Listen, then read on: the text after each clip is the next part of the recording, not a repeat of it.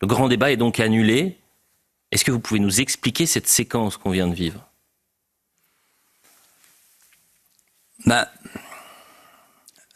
Le pouvoir isole, le pouvoir enivre, le pouvoir endort.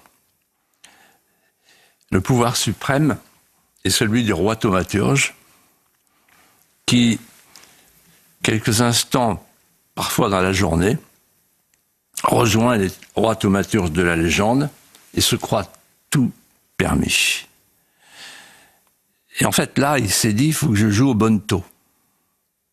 Parce que personne ne doit savoir, parmi les paysans français, que je n'ai plus le pouvoir, que c'est Bruxelles qui commande. Que, par exemple, j'ai signé un traité avec M. Zelensky, l'Ukrainien. 8,5 milliards d'euros pour 3 ans, et je ne donne que 400 millions aux agriculteurs, et les 8 milliards vont servir à faire rentrer les poulets de mauvaise qualité et le blé ukrainien. Donc je ne peux pas dire tout ça. Je ne peux pas dire qu'en fait, hier, on m'a appelé pour me dire que le Mercosur, ça continue.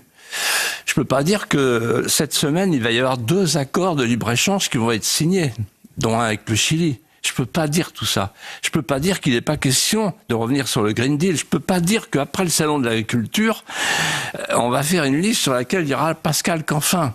Voilà. Et en fait, cette histoire, elle est simple. Est-ce que vous connaissez... Enfin, les agriculteurs connaissent les soulèvements de la terre. Ils savent que ce sont des écoterroristes qui veulent leur fin, qui veulent leur mort, qui veulent la fin de l'agriculture française, qui veulent la décroissance, qui d'ailleurs s'en prennent à leurs biens et aux forces de l'ordre. Et donc, en fait, ce grand débat, c'était comme une invitation des lapins de toute la Garenne à un dîner de chasseurs. Donc, les lapins de Garenne ont un réflexe qu'on peut comprendre, c'est qu'ils ne veulent pas être mangés. Donc, ils ne vont pas au dîner de chasseurs.